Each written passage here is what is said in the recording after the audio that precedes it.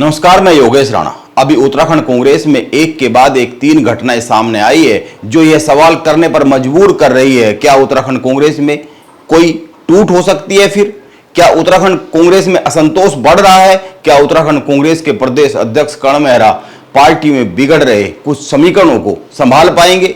ये सवाल हरीश धामी की सीएम से मुलाकात, गणेश गोदियाल की एक बात और हरीश रावत के खुलासे से जन्मे हैं। कांग्रेस के धारचूला से विधायक हरीश धामी का कहना है, पार्टी के लोग मेरे खिलाफ षड्यंत्र रच रहे हैं। मैं जल्द ही राहुल गांधी और मल्लिकार्जुन खड़गे से मिलूंगा। मेरी बात नहीं सुनी गई तो मैं पार्टी की सदस्यता से इस्तीफा दे दूंगा, मैं कांग्रेस को छोड़ दूंगा।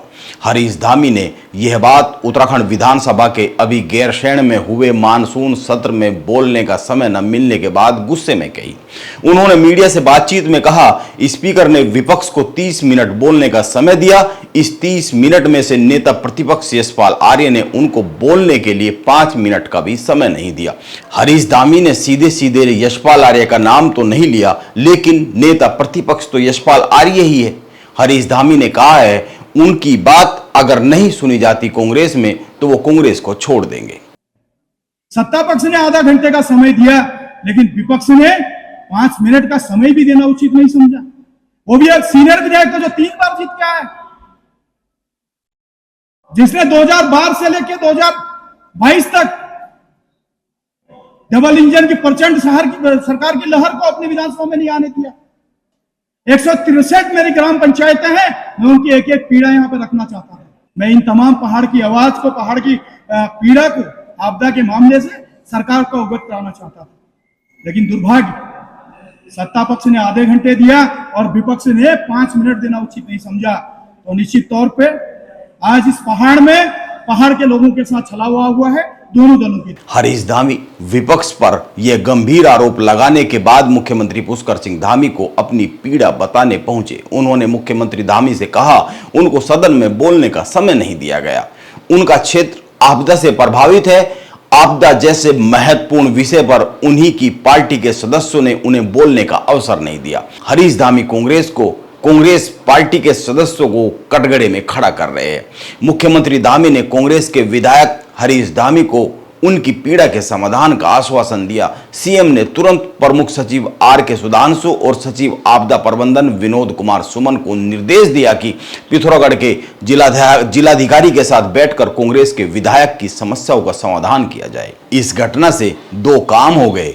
उत्तराखंड की बीजेपी सरकार गैरसैंण में 17 माह बाद पहुंची, वो भी केवल 18 घंटे का सत्र चलाने को लेकर सवालों के घेरे में आ गई। लेकिन हरीश धामी ने अपनी पार्टी और नेता प्रतिपक्ष को सवालों के घेरे में खड़ा कर दिया। हरीश धामी यह सब पार्टी के फोरम पर रख सकते थे, राहुल गांधी और मल्लिकार्जुन खड़गे से मिलकर अपनी बात कह सकते थे, अपनी पार्टी के प्रदेश अध्यक्ष कर्ण मेहरा से शिकायत कर सकते थे। उनको नेता प्रतिपक्ष ने सदन में बोलने का समय नहीं दिया, यह बात कह सकते थे। वह इसको लिखित में भी ला सकते थे, लेकिन उन्होंने ऐसा नहीं किया। वो अपनी पीड़ा को लेकर सीधे सीएम धामी के पास गए। हरीश धामी की बातों से संदेश यह चला गया, उत्तराखंड में विपक्ष आपदा प्रभावित क्षेत्रों को लेकर गंभीर नहीं है, अपने ही विधायकों को बोलने नहीं दे रहे, क्योंकि उन्होंने बद्रीनाथ विधायक और खुद का नाम लेते हुए कहा कि सबसे प्रभावित क्षेत्र यही है। पहाड़ के पर्वतीय जिलों में ये आपदा से प्रभावित इलाके हैं, इन्हीं के विधायकों को बोलने नहीं दिया।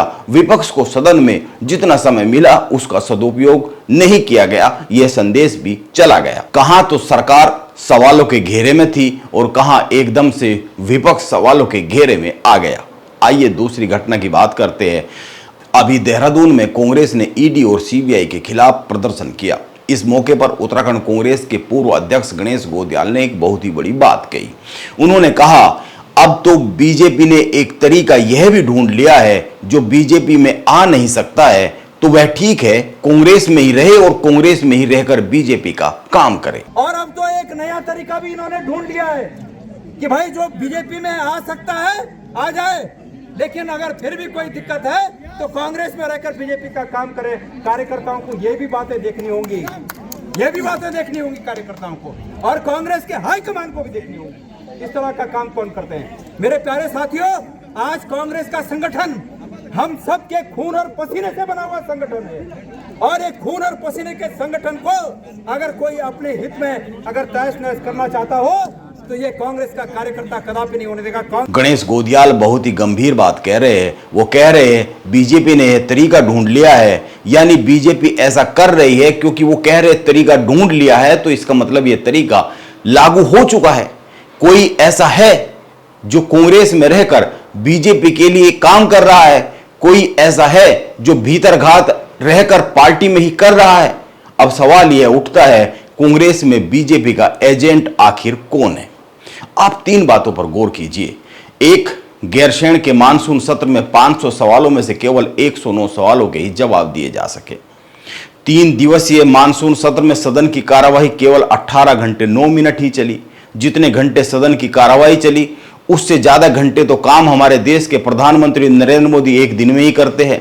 वह कभी छुट्टी भी नहीं लेते हैं। एक आम आदमी भी हर दिन 15 से 16 घंटे काम करता है। ये कुछ सवाल है गैरसैंण में, जो गैरसैंण में सत्र चला है उसको लेकर, और गैरसैंण की जो उपेक्षा हो रही है लगातार उसको लेकर सवाल उठ रहे हैं।